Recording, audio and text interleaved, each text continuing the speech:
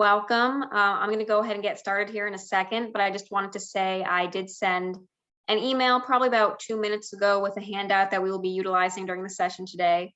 So I more than encourage you to refresh your email, make sure you have that because we will be referencing that during the presentation. But without further ado, I know we only have, a short hour here today. So I'm going to go ahead and get us started. Welcome. Happy, what is today? Tuesday, welcome. Thank you for joining us on your lunch break. This is a great session in our legal consideration series that will be presented by Janelle Payton, who was partnering with us here at Temple SBDC to put this together. If you are not familiar with the Temple SBDC, this is your first time receiving services from us. We are a nonprofit funded by the federal, state, and local government. We are hosted here at Temple University, and we're actually one of over 1,000 SBDCs in a nationally accredited network. There are 16 SBDCs in Pennsylvania, and since we're located here in Philadelphia, we focus on the Philadelphia region as well as Eastern Montgomery and Lower Bucks County. We offer a variety of services, namely we are known for our one-on-one consulting. So if after today's session you would like some additional steps with your business, you can sign up for one-on-one counseling with any of our advisors at absolutely no cost to you. We also have a variety of webinars, as most of you have probably seen on our website. It really runs the gamut from webinars such as today, which are about legal considerations. We have a ton on social media, marketing, digital marketing, food business series, restaurants, manufacturing series. So it really runs the gamut. And I highly encourage you to check out what else is available to you and keep a lookout for the rest of our legal considerations series. We'll be doing one of these every month. So with that said, I'm going to go ahead and have Janelle introduce herself and take us away. Hello, everyone. I am going to pull up my slides here. If I can have permission, that would be good. Oh, give me 1 second. There we go. Sorry about that. That's all right. All right. Can you see my slides? Yep. All right, perfect. So, you have to do the bio slide, right? But really there's 3 things to keep in mind, or 3 things that you should know about me. One is I've been doing this for about 20 years now. Won some awards, blogs got featured on different news places that you would recognize, ABC, Fox, things like that. So basically I've done this before, I've been around the block, and I know what I'm talking about. That's that piece of it. You should also know that I was a business owner before I was an attorney. So when I speak to small business owners and when I help my small business clients, I'm really helping them from a position of understanding where they're at. My first company was in millwork installation. And it was in Philly and Southern Jersey area mostly. And, our carpenters did amazing work and it was a lot of fun to work with them. So everything I do and everything I help my clients with really comes from a position of how can I help them in their small business. And sometimes I have to take my legal hat off and help them from more of a small business point of view and help them decide maybe what the best option is for them, given whatever they're dealing with at the moment. The third thing that you should know about me is my why. So why am I doing this? Why do I have a law firm? Why do I help small businesses? And the reason is that I feel very strongly that our nation and our nation's economy is founded on business and small business. And without a strong small business and medium-sized business community, I don't think our country would be what it is today. So if there's anything that I can do to help small business and to help that community, that's really where I want to spend my time. So I've created my company around helping small and medium-sized companies figure out the legal piece of what they're doing and trying to make it a little bit less tedious and a little bit more fun and a little bit more straightforward than maybe your larger law firms would treat people. So that's what you need to take away from this. But this program is called Pivoting in a Pandemic, right? So I tend to want to look at the positives and not the negatives. So we're crossing out pivoting in a pandemic, and we are going to think about our goal, which is business success. So pivot to business success. That's what we're going to focus on today. And obviously, we should probably start with the definition of pivot. Now, I recognize that we didn't talk about pivoting. We didn't hear much about it until this pandemic started. And then everything was about pivot, pivot, pivot. So you're almost hearing it more than anybody really needs to. But what is it really? It is just that we are changing a direction in your business or reinventing a part of the business. And the purpose is, generally speaking, to improve your revenue or to stand out in some way, which, you know, would hopefully end up in improving your revenue. But we don't really talk about the why and how it really happens on a much more regular basis than anyone talks about. We are small businesses, we are medium-sized businesses, and we can change direction. We can change our minds whenever we want. We don't have a lot of red tape or bureaucracy inside of our businesses. And that's why we operate in the space that we operate in for the most part. So what we're doing with that is we can make tweaks and changes along the way all the time. So whether or not we want to use pivot as a term, you know, it's the term of the times, but whether or not we really want to focus on that, it's we make changes, we make adjustments.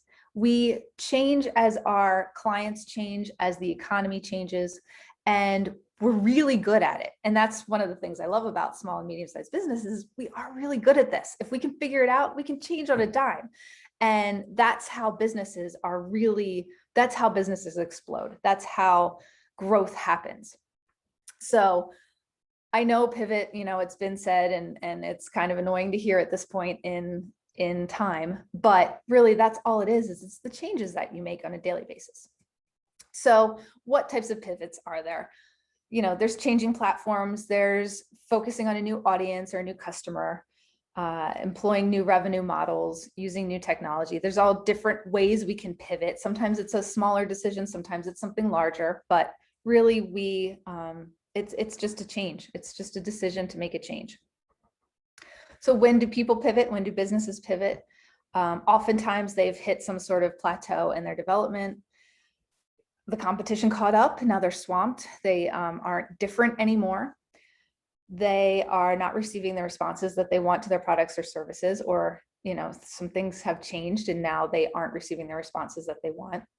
Or they're preparing to sell. In the negative, maybe they're not doing so well. And that's what brought about a lot of change in the pandemic. Was we couldn't operate in business the way that we used to. So we had to change to stay alive. But there's also a lot of businesses right now preparing to sell. And so part of that is, how can they make their business as valuable as possible before they sell? So they're even pivoting as they're, you know, preparing to leave the business or sell it. So moral of the story here is that pivoting is a natural form of evolution in pretty much every type of business. There's going to be some changes. There's going to be at least small pivots, if not large ones.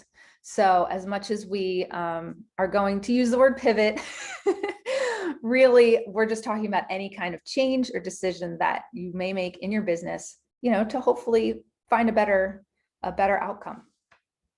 So what I did was I broke pivot into an acronym, because that's fun, right? So we have 5 different areas of law that go with each of the letters of pivot. And we're going to go through these one by one. And Sarah said at the beginning of this meeting that we have a worksheet that went out to everyone. So what we're going to do is, that is a worksheet that's also going to follow what we're talking about today. So hopefully, I would love for you to leave this talk with some really quality, good information and a good understanding of what you can then take back to your business and back to your business attorney and have an intelligent conversation about some changes that you might need to make, or some things that you just might need to wrap your head around so that you can make the best decisions moving forward. So what we're going to do is we're going to go through each of these 5.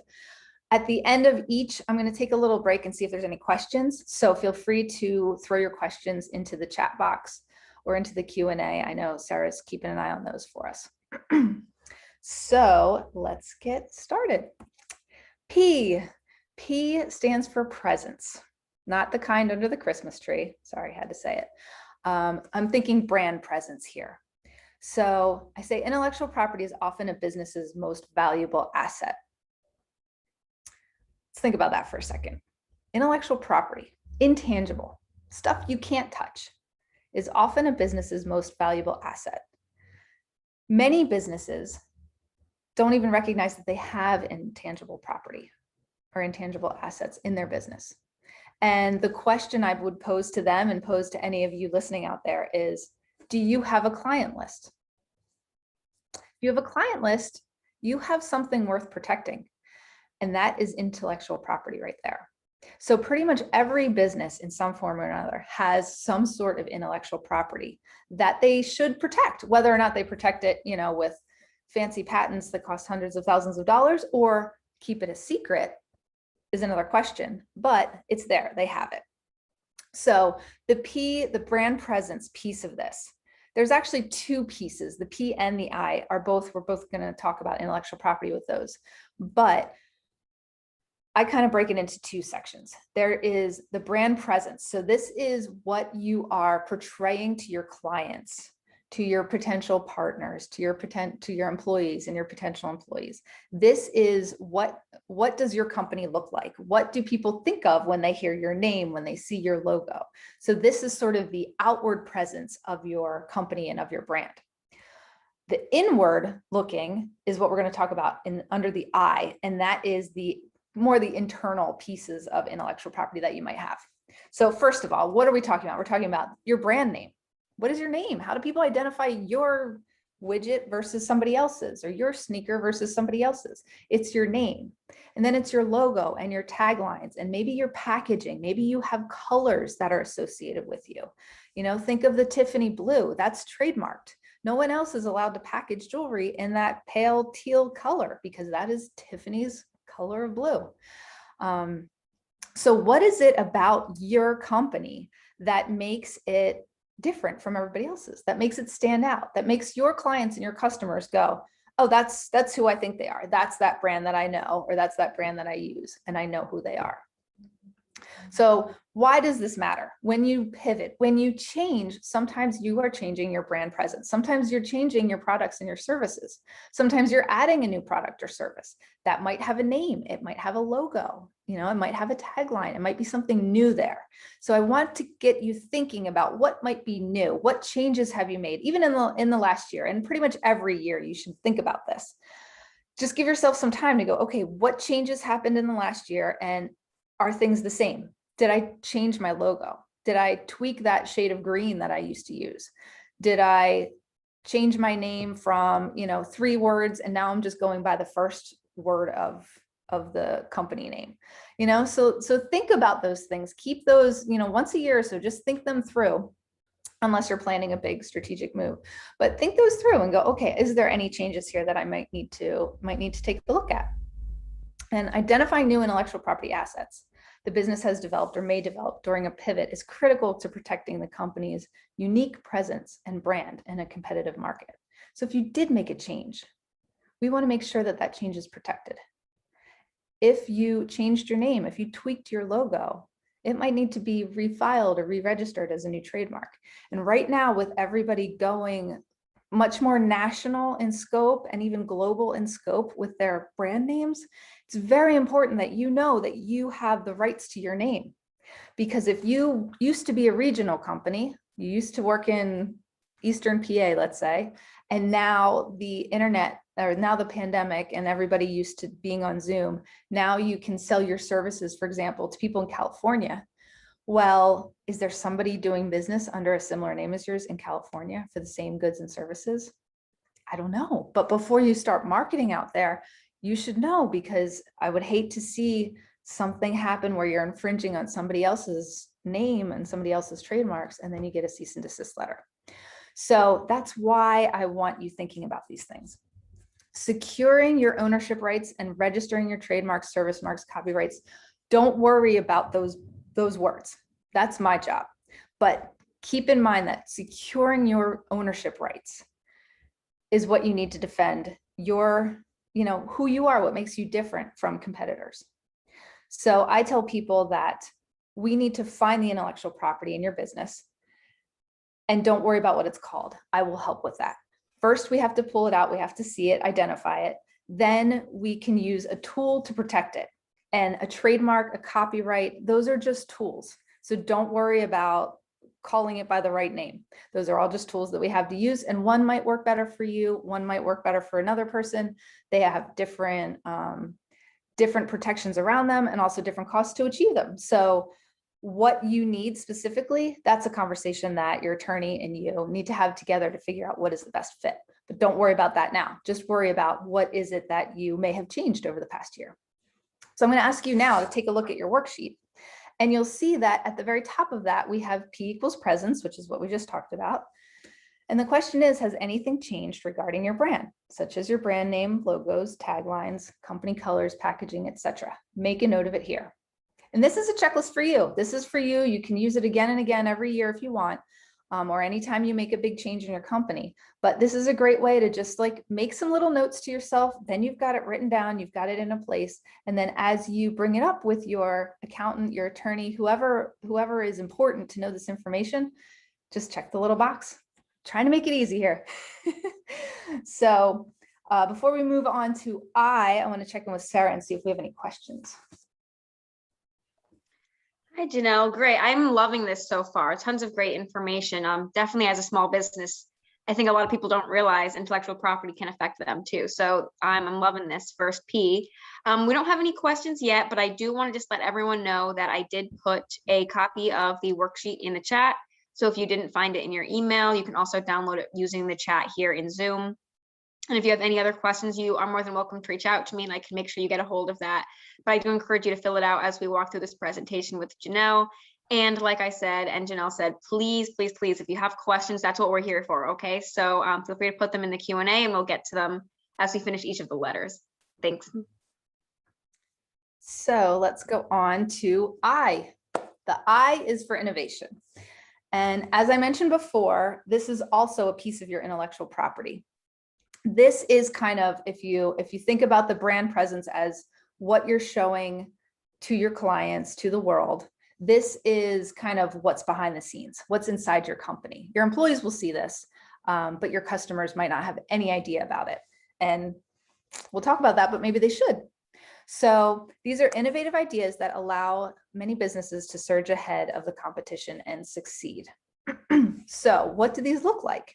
They're all internal. So a client list, like I mentioned before, that would be something that you would want to protect. You know, if one of your employees walked off with this client list, you'd want to make sure that they couldn't share it with anyone, that they couldn't use it. You don't want them to walk off with it to begin with. So there's ways to protect it. It might be certain products or services. Think about inventions. You know, if you are in the products industry, you may have invented a new way to package something, a new kind of seal, a new kind of tape, anything really. Maybe it's a new snack. Maybe it's a new type of sauce that you're selling in a grocery store. Whatever it is, that is something that you've developed. So again, don't worry initially about whether it should be patented or trademarked or copyrighted. What we want to know is, did you create something that nobody else knows? And if so, what should we do to make sure it stays yours? So if it's a recipe, for example, let's keep it a trade secret, perhaps. Maybe the spice blend is only known by you, but the rest of the mix is known by all the employees and they know how to make it. So we keep a piece of it separate, a piece of it secret. Or maybe Kentucky Fried Chicken, for example, is rumored to make the spice blend in one factory and make the coating for the chicken blend in a different factory. And the employees are not allowed to get a job in the other factory ever. So if you work in one, you can never work in the other. So that's a way that they keep their ingredients, their ingredient lists and their recipe completely secret. The pieces may be known, but the whole thing is secret. You hear the same thing about Coca-Cola keeping the recipe, in a safe that only one person in the whole company even knows. So, and trade secrets, guess what they cost? They cost nothing. They cost some planning time and maybe a safe if you're going to lock it up, but they don't cost anything. So it doesn't, just because we're talking about intellectual property, you don't have to be seeing dollar signs here. Some of the other things could be business methods and procedures. I was on the phone with a client the other day and she said, oh, like just in passing, I have a new way that I'm calculating how I'm charging people and it seems to really be working. I had a lot of new clients come on. They love this. So we talked about it a little bit. Okay, well, it's an Excel spreadsheet with an algorithm that she came up with of how to price for the services that she offered.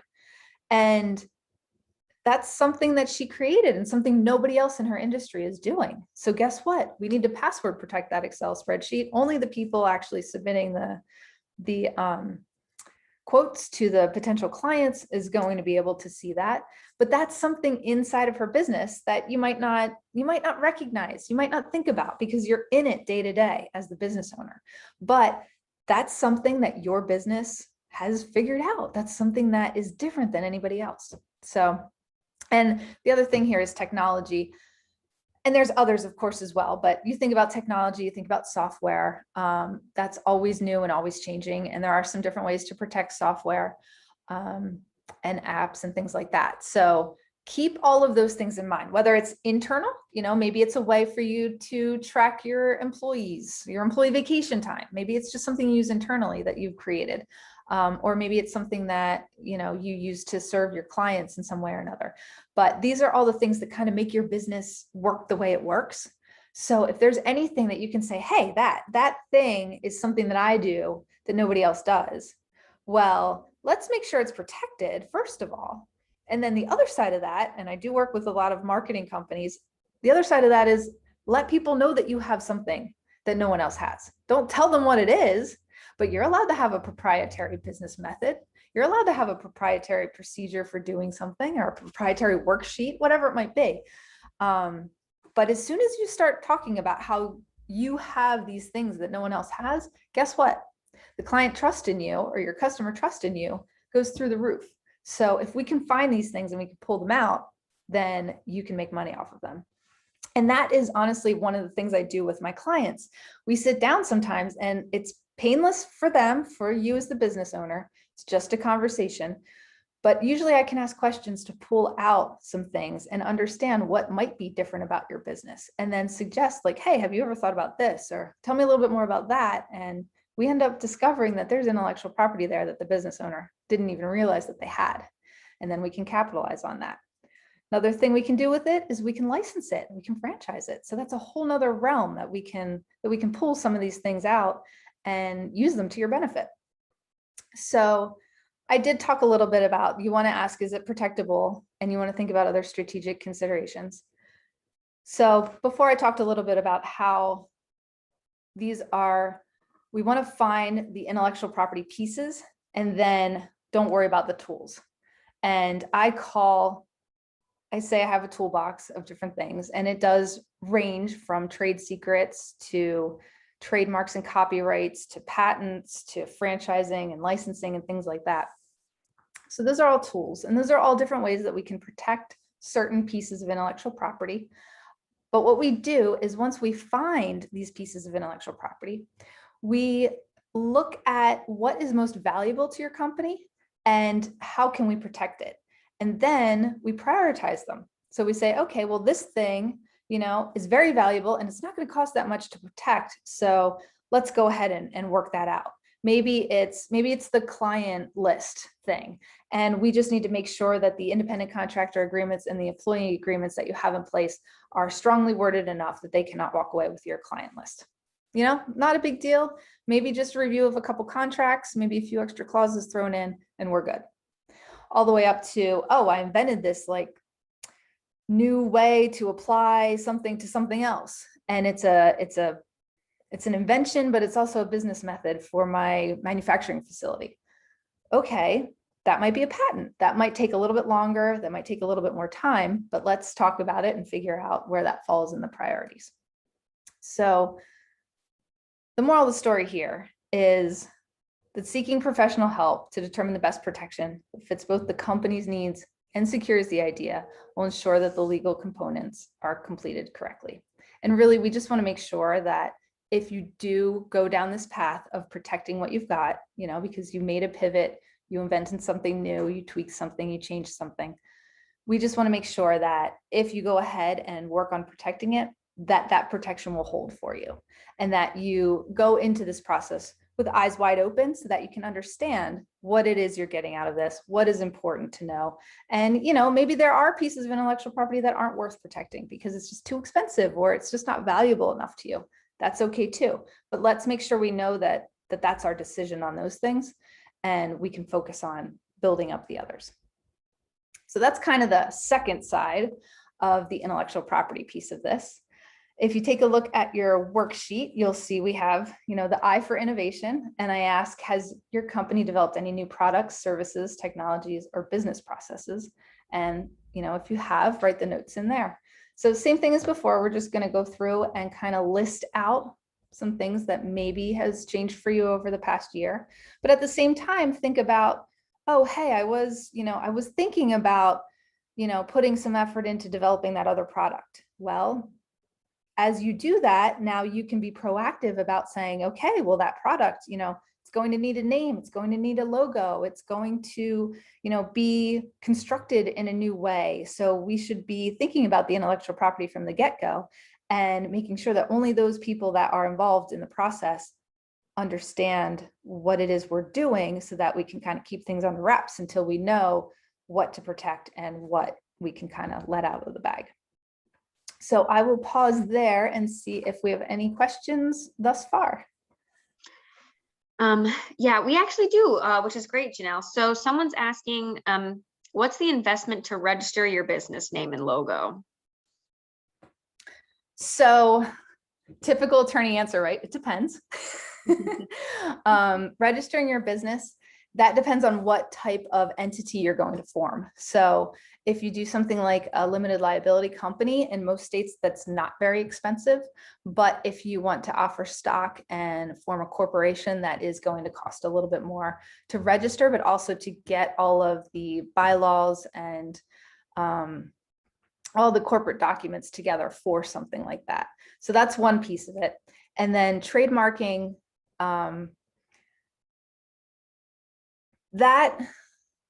that piece, it also, I hate saying it depends, but it also kind of depends on, are you trademarking a name that is probably not in use and probably can be pushed through the system, not pushed, but can get through the system very quickly? Or is it something that, is kind of similar to some other things, so it might need a little bit of massaging? And then are there logos associated with it? Are there taglines associated with it? So that scope just can increase a little bit. So it sort of depends on what you're looking to do and what type of entity and how large a scope of trademarking you need.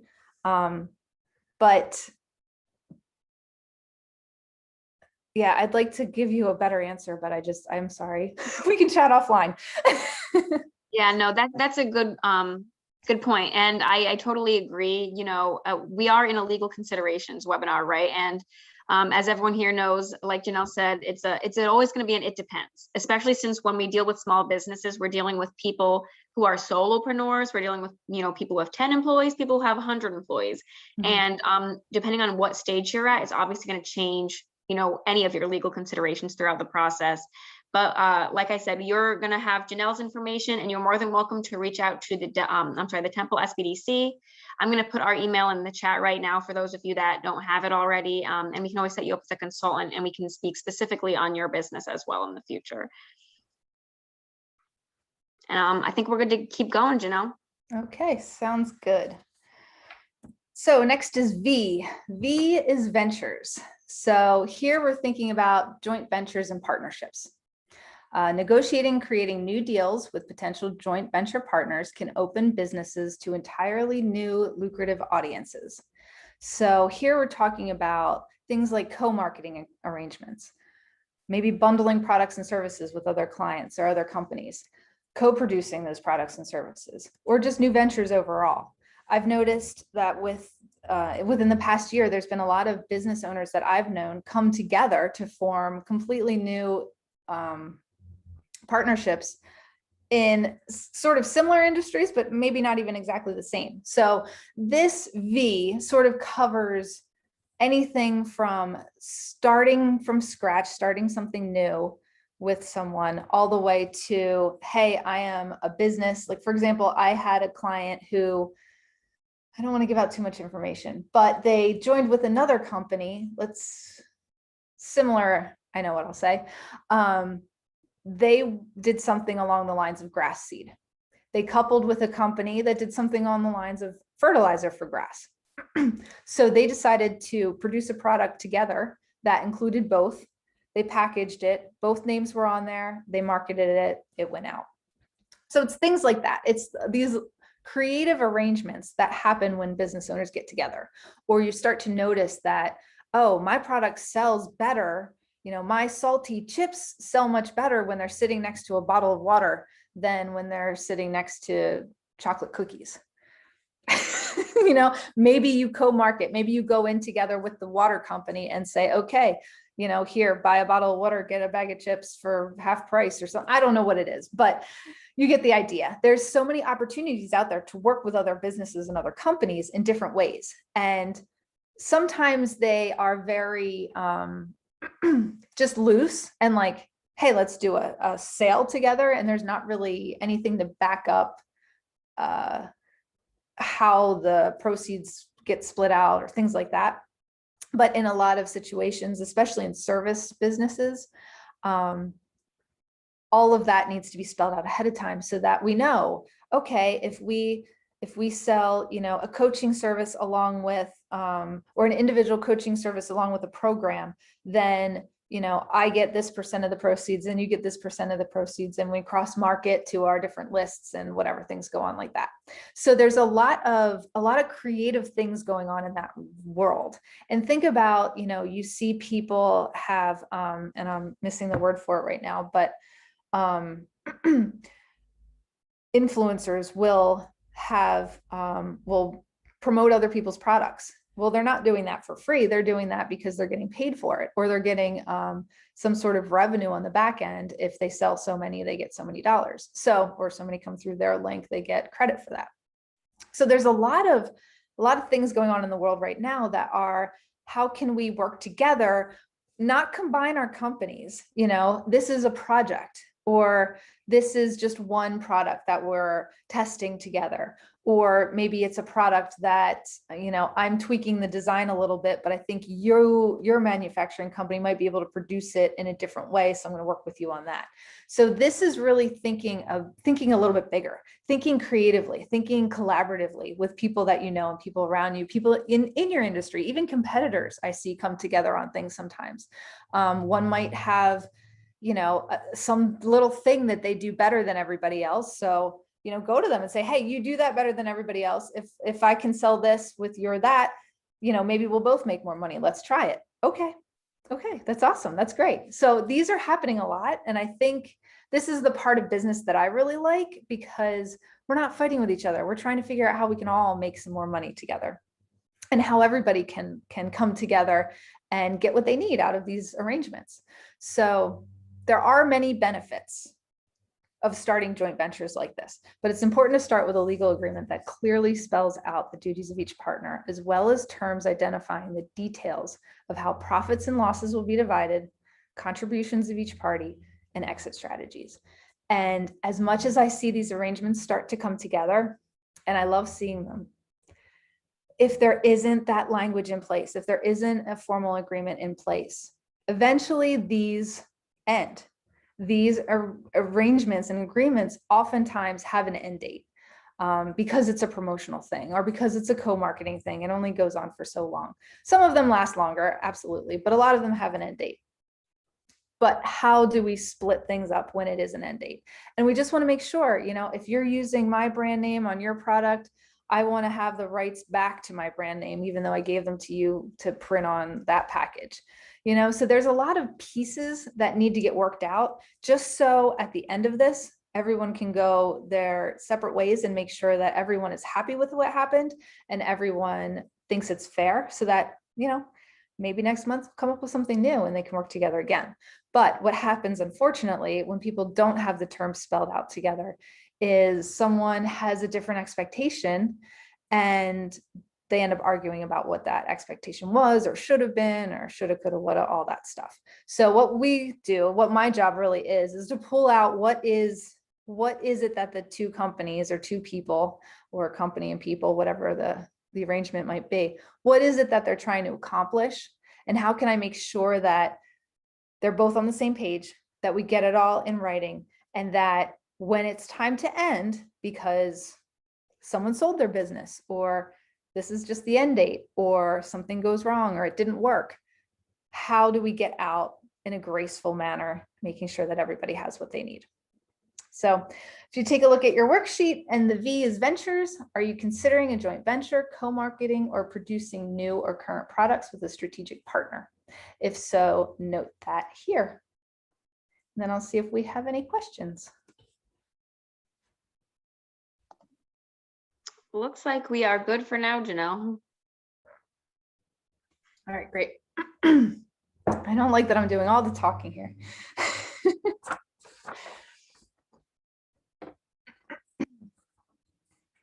All right, so the O stands for others, and think of this as others in your team or others in your network, others around you.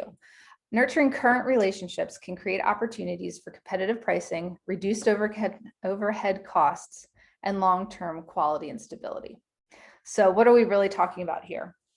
These are your relationships with people that you're probably already working with, your vendors and suppliers, maybe your clients, depending upon the industry that you're in. Could be independent contractors or service companies you're working with, and even your landlord. So what do I see happening here? I see that times have changed. We can all agree to that, right? So things have changed. Suppliers have gone out of business. Suppliers have come into business. Supplies themselves have changed. You can't buy a fence to save your life right now because the lumber mills were shut down for too long. So this is, I use the lumber example because I have a client right now who has a product that is selling, she's selling tons of it. And so she negotiated with her supplier to get this product in, some kind of MDF board.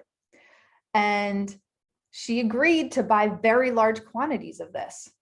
And you know what? She got a very good deal on it. She doesn't have to pay the inflated prices everybody else is paying because she agreed to buy so much of it. And now she's selling it like crazy to people because she actually has it in stock. So what I want you to think about here is think about the negotiations that you have with people or have had with people and how things have changed. You can tweak things sometimes and you can make it work for you when things outside of your control change. And I just want you to be on the lookout for these things. So she's making a boatload off of this lumber because she negotiated a deal that now nobody else can negotiate with the supplier that actually has the stuff because, you know, she's got it tied up. She's getting it into her business. She's making all the money. That was because she had a great relationship with the supplier and she knew what to ask for. And now she's, you know, off the charts. So it's things like even the smallest things like that can make a huge difference. One thing to note is with landlords, and if you are leasing property, commercial property, any property really, keep notice of when your renewal dates are, because you can negotiate your agreements prior to that renewal date. Most people don't know when their renewal date is, when their last day to negotiate is, and they just roll over into the next year or 5-year period or 10-year period, whatever it is. But if you know those dates, you can talk to your landlord and say, hey, you know, the market has changed. I don't want to leave this space, but there's space for so much cheaper right next door. So can we renegotiate what the rates are? Or do I have to talk to the landlord next door? They're going to talk to you, but you have to know those dates. You have to know those times, and you have to know to ask for those things. So I want you to keep your eye out as you pivot, and maybe you're already doing this, maybe you've done it, and now you need to make some amendments to some of the agreements that you already had in place. But look at those agreements that you have in place and think about how maybe you could tweak them or change them, or, you know, have a good conversation with your supplier, your landlord, your independent contractor, your service provider about, you know, maybe it has to do with money only. Maybe it has to do with terms. Maybe you can pay something down faster than you could before, or maybe you need longer terms. Maybe you need, you know, 90 days instead of 60 days or something like that. But those little things can be a huge difference in your bottom line of your company.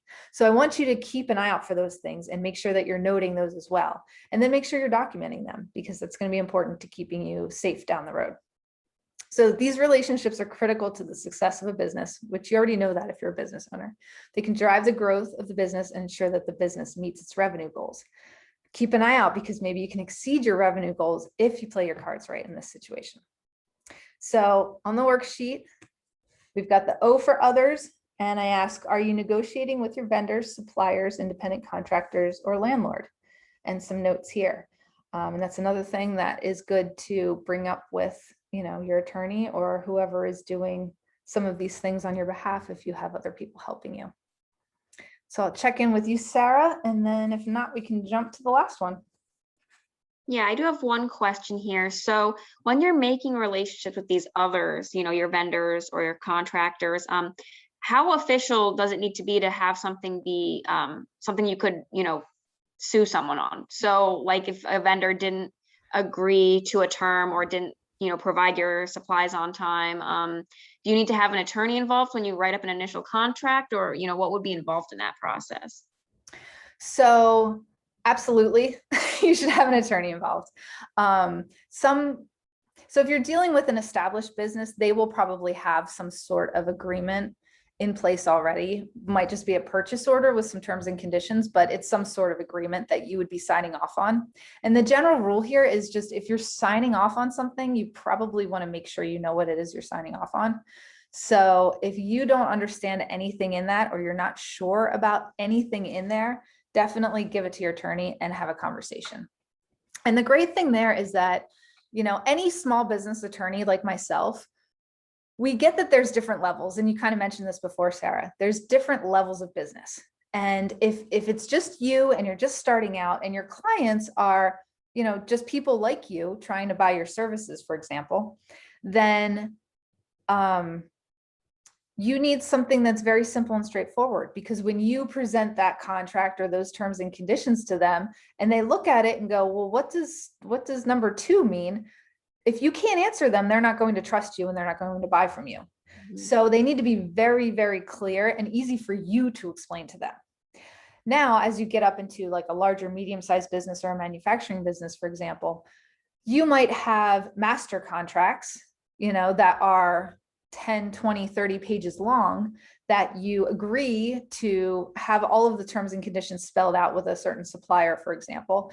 And then you have purchase orders that are like amendments to that master agreement for the amount of, supplies that you're buying. Let's say you're buying metal or something.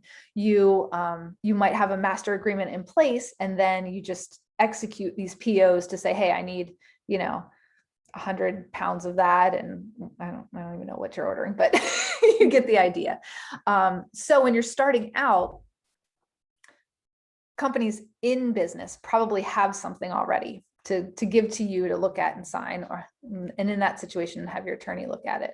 But you probably want to have an attorney draft up what you're going to be giving your clients. So you probably need some sort of client agreement or customer agreement. If you're selling online, there's terms and conditions, privacy policies on the website, things like that. So hopefully I answered that for you. Yeah, great. And I do have another question that just came in. So as you stated, and one of the attendees agreed, contracts can be really complicated with a lot of legalese, right? If the contract is less than $5,000, is there a way to just have a simple contract written up that isn't as involved? Absolutely. Absolutely. And it really has to be suited to your business and what you're doing and who you are. So, I mean, I write agreements for some of my clients that are, for example, I have a client that does senior home care. So she, goes in and helps seniors with different tasks around the house. She needed an agreement that was 1 page, very large font, and very easy to understand because she's dealing with elderly clients and she wants to make it very straightforward and easy for them. So that's what we did. We put together a very straightforward 1 to 2. I think the second page had like the options you could check off, but so I think it was 2 pages, but we made it very simple and very straightforward for her clients. And that's really what you want, because if you're small and you're dealing with, your client, if your client's elderly, for example, in this situation, she knew exactly what she needed the contract to look like. And I helped make sure that we had the legal risks and whatnot covered for her within the constraints that she had. Whereas I have other companies that are dealing with large companies and they have to submit their agreements to these larger companies. So a little one-page agreement that doesn't have any legal wording in it is not going to fly with a big company. They are going to submit it to their legal, and then their legal is going to go, well, where's this and where's that? And da, da, da. So we really tailor it to the size of business that you are and the size of business that you're going to be presenting it to. That's great. And then I'm not sure if you have an answer to this, but someone, if you don't have an attorney, is there somewhere else you could get a simple contract, or is the best case scenario just getting an attorney for your business? So you really want to get an attorney for your business, and you want to do it sooner than later. And there are attorneys out there that will work with you. So on like price and startups and whatnot. But I've seen so many businesses come to me when they are starting to be successful in their sales, but they didn't start out with an attorney up front, and they've gotten themselves into trouble. They, maybe their contract was pretty good, but they didn't pay attention to the terms of payment, and they have to wire transfer something, which costs like $20 each time they do it. And they have to do it within 24 hours of receiving something, which is like, I can't do this. Like, this isn't reasonable for my business, but that's what they agreed to. So that's just one example, but there's a lot of just little things that an attorney is going to help you pick up on and make smart decisions about. And it's going to help you grow faster, because anything that you invest in really making sure that your business is whole and sound and you're making the best decision possible, it just helps propel you forward so much faster. There's all these hiccups that happen along the way if you don't have that kind of smooth foundation or that solid foundation. All right, great. That's all we have for now.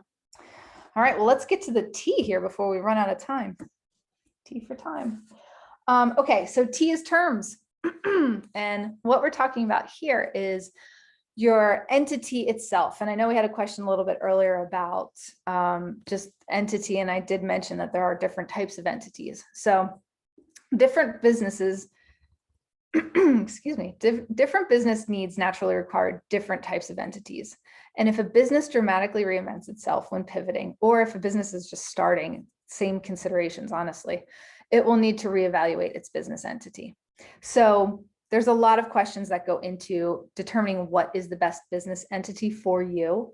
I know these days, a lot of people jump right into limited liability companies, and they're, generally speaking, they're really great entities to have. But before you jump in, we want to make sure that it's the right one for you. I just had a client have their accountant or CPA form a Texas entity for them, and they're looking at owning a business in New Jersey. I have no idea why they have a Texas entity. It doesn't make any sense. Now they're gonna have to file in 2 states. It's a mess. So I want you to think about ahead of time, what is going to make the most sense for your business, for what your business does. And I have some things here to consider. And this is not, an inclusive list by any means, but do you plan on having investors? If you eventually want investors, well, most investors want to have stock. They don't want to have membership in an LLC. And if you're really seriously considering investors, then you might want to go ahead and just file right off the bat in Delaware, because every investor loves the Delaware laws. So they would love to invest in a Delaware LLC or a Delaware corporation over anything else. So these are some things we can talk about ahead of time. So you're not wasting time, which is another, maybe goes back to the question that we just had. You could file an LLC with the state, when really what you need is a Delaware corporation for your investors, and you just wasted that time. You didn't have to waste that time. You didn't have to waste that money, that energy filing that, if you would have thought through the process to begin with. So that's one thing. How much flexibility do you want as an owner?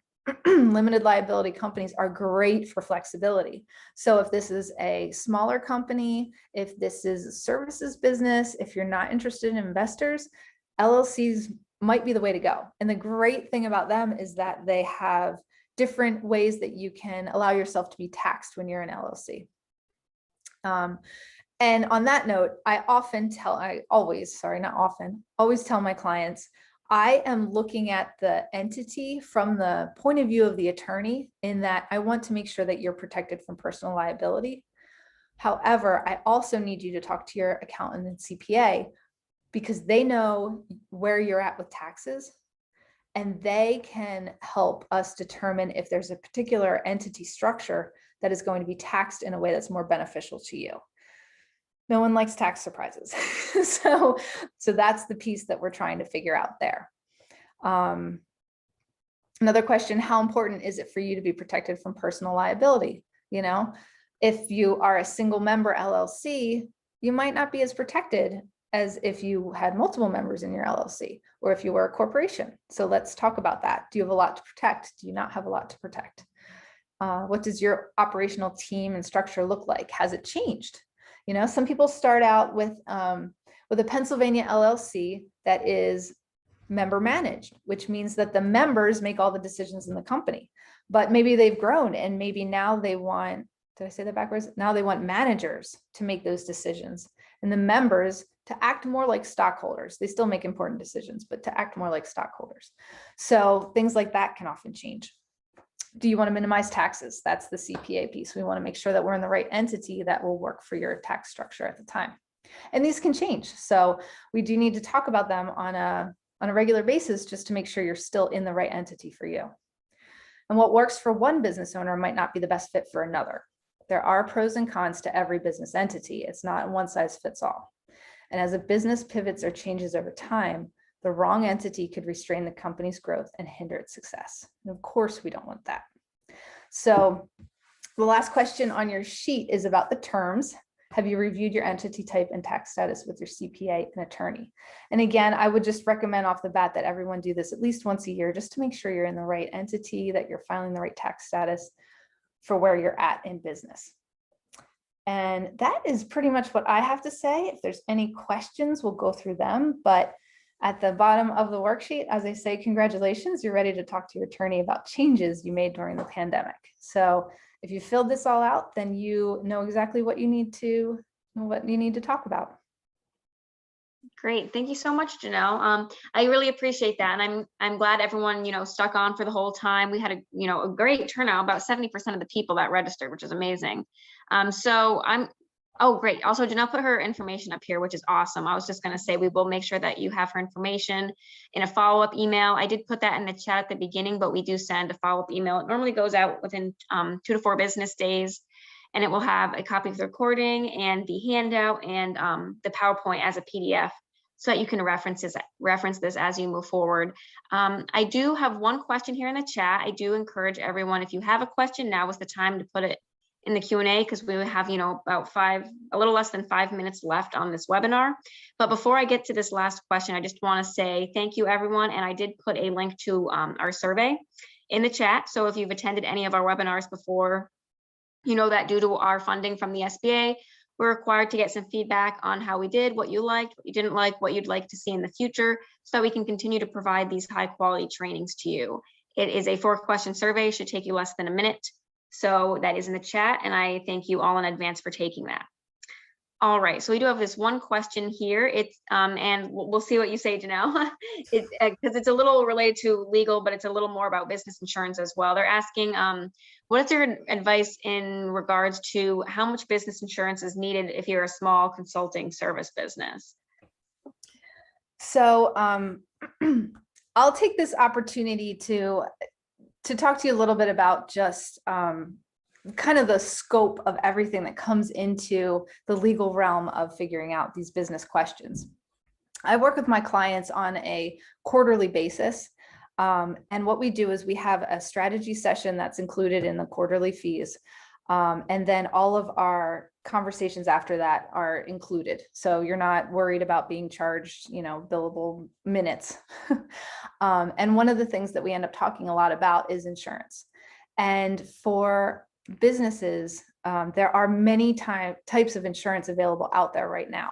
And different providers have different qualifications and different pieces and obviously different costs to these different types of insurances. What I've been seeing a lot of is pretty much every business should have some sort of general liability policy. And these are pretty affordable. So they cover kind of the basics of everything. So that is a given for just pretty much any business across the board. In addition to that, if you're a service business and you're providing any kind of consulting, then you probably want some sort of malpractice coverage as well, because you're giving advice and people or your clients are depending or acting upon your advice. So you can swear up and down that, it's on them, the decisions are all theirs, da da da da da. But really what it comes down to is if you recommended something and they followed your recommendations, something goes terribly wrong, they will come back after you. So, and insurance isn't meant really to, it's meant to cover any risk. So you want to get enough insurance that it makes sense that it would cover something that happens, but not so much that it's costing too much of your revenues just to keep it covered. So we really look at what is that balance. So for example, I mean, I'm obviously in the legal industry, so I have to have malpractice insurance coverage. Well, not have to, but need to have malpractice insurance coverage. So what limits do I need though? Do I need 10 million in coverage? Do I need 1 million in coverage? Do I need 500,000 in coverage? Do I need to pay certain deductibles? And that's all conversations that I tend to have with my clients, because we're really looking at what are the risks. What are the risks of doing things? What are the risks of not doing things? And insurance is a piece of that risk conversation, absolutely. So I don't know if I answered that, but those are the two. If you accept credit cards, that's another level of insurance that a lot of my clients have been taking on, just because of that. The credit card companies tend to not help if something gets hacked. So if you have this insurance, you're able to cover yourself if clients' personal data gets taken. Great. Thanks, Janelle. And yeah, just one last thing I'd want to add to that, because obviously insurance is a whole nother can of worms, right? It's kind of related to legal, but we could probably do a whole hour-long session just on insurance. But since we are doing a lot of webinars on digital transformation currently, I just also want to plug really quickly that if you're doing anything that involves client information online, taking credit cards, etc., especially if you're getting ready to build a website or grow your e-commerce business in a pandemic, making sure you're taking a look at cybersecurity and cyber insurance as well. What kind of risks are there in that space? Because I think that's something not a lot of people are very familiar with. And like I said, once again, that's something you can talk to an SBDC consultant about.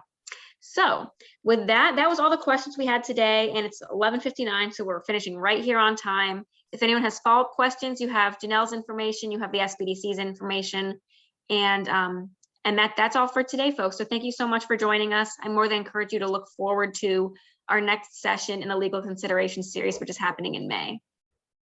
All right. Goodbye, everyone. Bye.